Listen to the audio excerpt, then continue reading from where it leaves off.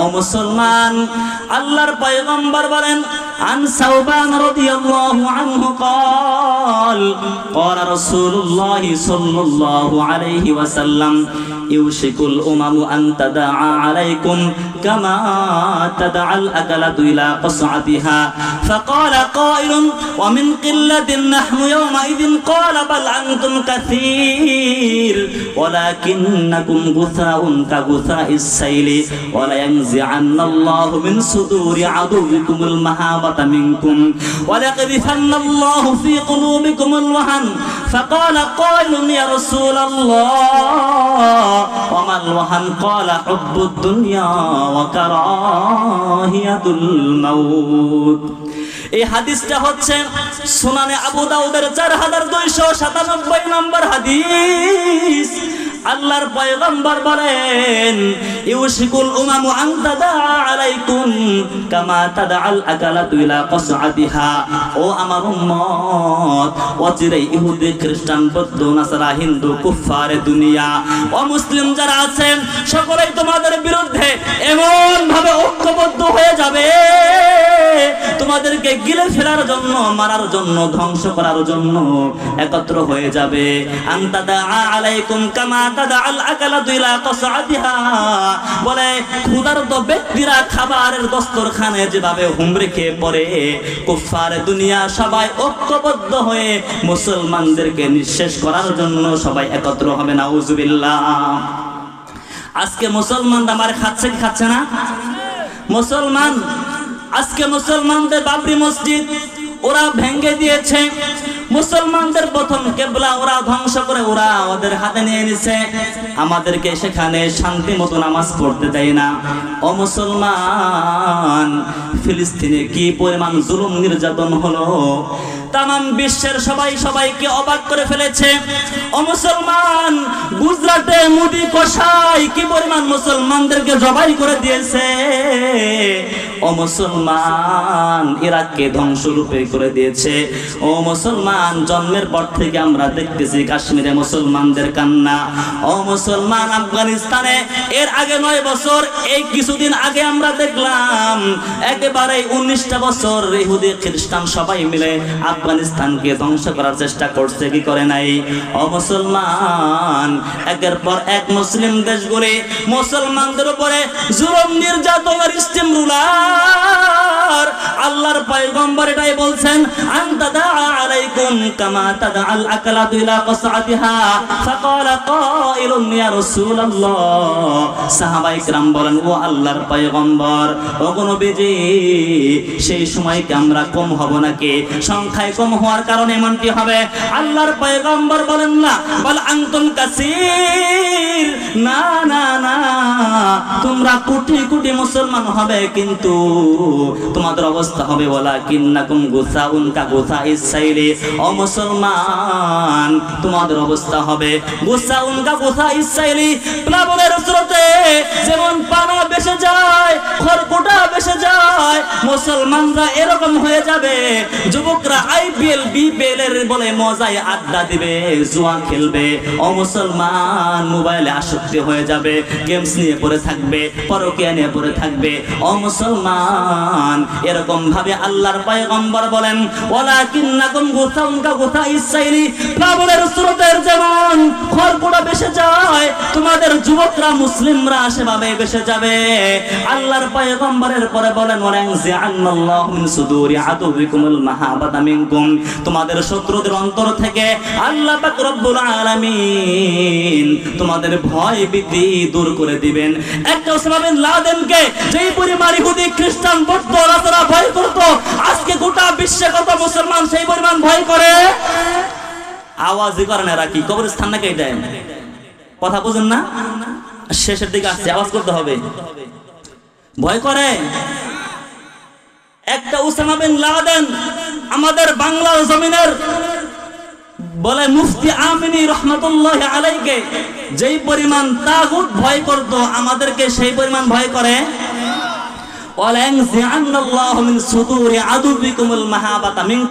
তোমাদের অন্তর থেকে আল্লাহ তাআলা শত্রুদের অন্তর থেকে তোমাদের ভয় ভীতি দূর করে দিবেন। এবং তোমাদের অন্তর মধ্যে ওয়াহান ঢেলে দিবেন। ফাকালা কাইলুন ইয়া রাসূলুল্লাহ ওয়া মাল ওয়াহান, ও আল্লাহর পয়গম্বর ওয়াহান কি জিনিস? আল্লাহর পয়গম্বর বলেন হুব্বুদ দুনিয়া ওয়া কারাহিয়াতুল মাউত। একটা হচ্ছে দুনিয়ার ভালোবাসা, আর একটা মৃত্যুর পছন্দ করা। ও মুসলমান, এগুলো আমাদের মধ্যে আছে না নাই? ও মুসলমান, বলে মৃত্যুর ভয় আমরা করি এবং আমরা কি হুব্বুদ দুনিয়া, দুনিয়াকে ভালোবাসি। আমার আলোচনার সাথে যেটা মিলে যায়, হুব্বুদ দুনিয়া, দুনিয়াকে ভালোবাসি। ওয়া কারাহিয়াতুল মাউত, মৃত্যুর ভয় আমরা করি, মৃত্যুকে পছন্দ আমরা করি। ও মুসলমান, আমি আজকে মা বোনদের খেদমতে দু একটা কথা বলে আমি শেষ করে দিচ্ছি। আজকের মা বোনেরা নিজেদের ইতিহাস ঐতিহ্য সব ভুলে গিয়েছে। মা বোনেরা নিজেদেরকে বিক্রি যোগ্য করে দিয়েছে, ঠিক না বা ঠিক? মা বোনেরা নিজেদেরকে বিক্রি যোগ্য করে দিয়েছে।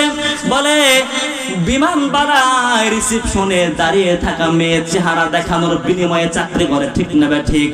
ও মুসলমান, 1 লক্ষ টাকা দিলেই মা বোনেরা বিজ্ঞাপনের জন্য চেহারা খুলে দিচ্ছে, তাই কি তাই না?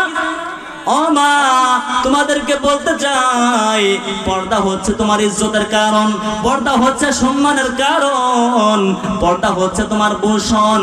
মা বোনেরা হচ্ছে পরিবারের ভিত্তি। মা বোনেরা পরিবারের মধ্যে বেকার বসে থাকে না।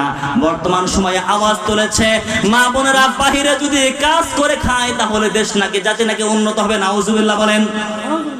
ও মুসলমান, স্পষ্ট ভাষায় বলতে চাই, বাংলাদেশের 16 কোটি পুরুষের 9 কোটি নারী যদি সকাল থেকে সন্ধ্যা পর্যন্ত আজীবন বাহিরে কাজ করে, এই বলে 9 কোটি নারী মিলে জাতি এবং দেশের জন্য যেই পরিমাণ উপকার করতে পারবে, একজন নারী যদি ঘরে মধ্যে বসে একটা সন্তানকে সালাহুদ্দিন আইয়ুবী বানিয়ে দেয়, মোহাম্মদ বিন কাসেম বানিয়ে দেয়, একজন আইয়ুবী সালাহুদ্দিন আইয়ুবী 9 কোটি মানুষ আজীবন বাহিরে, 9 কোটি নারী বাহিরে আজীবন কাজ করে যা উপকার করতে পারবে, একজন সালাহুদ্দিন তার চেয়ে অনেক বেশি উপকার করতে পারবে, ঠিক না বা ঠিক?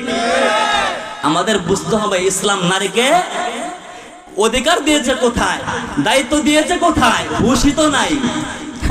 খুশ আছে? খুশি নাই। বলে কাঁধে কাঁধ মিলে বাহিরে কাজ করব। ও মুসলমান, ইসলাম মাকে গুরুত্বপূর্ণ দায়িত্ব দিয়েছেন। ইসলাম মাকে এমন গুরুত্বপূর্ণ দায়িত্ব দিয়েছেন এবং কঠিন জটিল দায়িত্ব দিয়েছেন। পারমাণবিক বোমা বানানো তো কঠিন নয়, যতটা কঠিন একজন সন্তানকে সৎ মানুষ রূপে করে তোলা, ঠিক না বা ঠিক? ও মুসলমান, ইহুদি, খ্রিস্টান, বৌদ্ধ, নাসারা, হিন্দুরা ভালো করে জানে, যদি মা বোনদেরকে ঘর থেকে বের করে নেওয়া যায় তাহলে সমাজ এমনি নষ্ট হয়ে যাবে। মোহাম্মদ বিন কাসেম আসবে না, সালাহুদ্দিন আইয়ুবী আসবে না। এই কারণেই যত ধরনের যত যা কিছু আছে সবকিছু আমাদের মা বোনদের জন্য ব্যবস্থা করে রাখছে।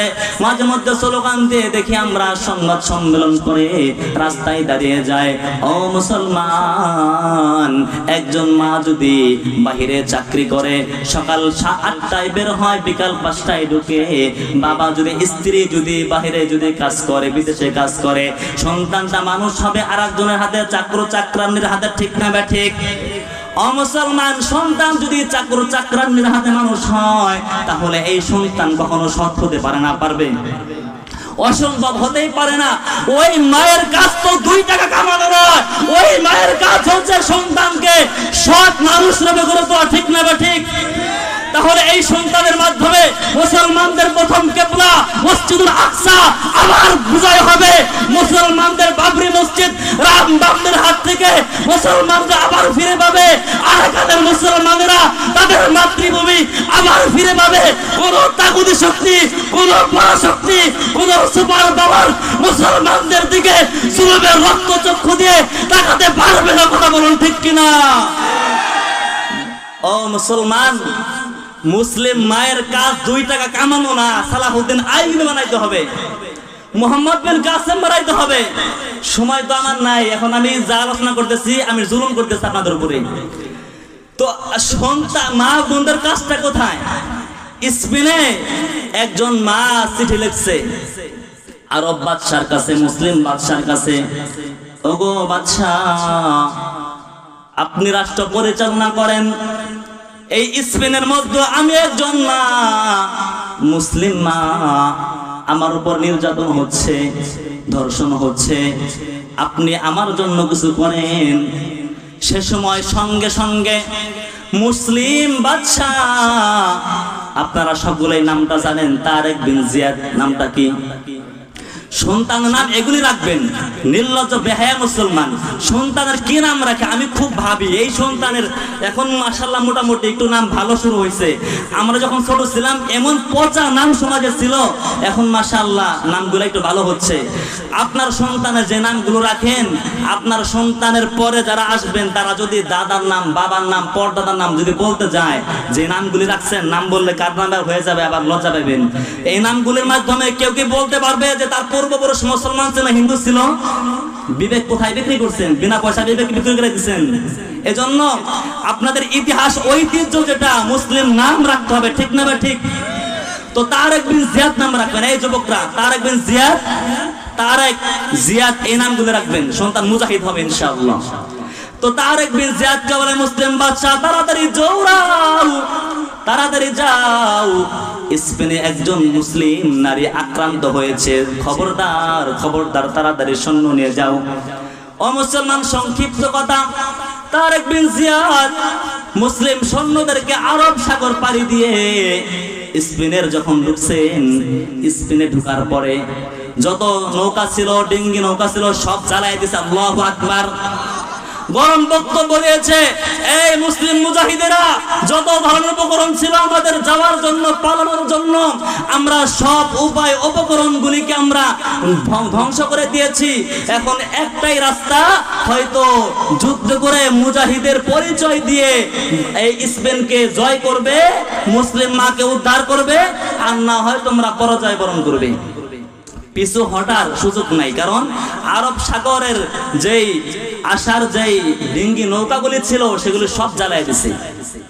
মুসলমান মুজাহিদরা এমন বীরত্বের সাথে লড়ছে, পুরা স্পেন বিজয় করছে। আল্লাহু আকবার। ও মুসলমান, আজকে কি পরিমাণ নির্যাতন!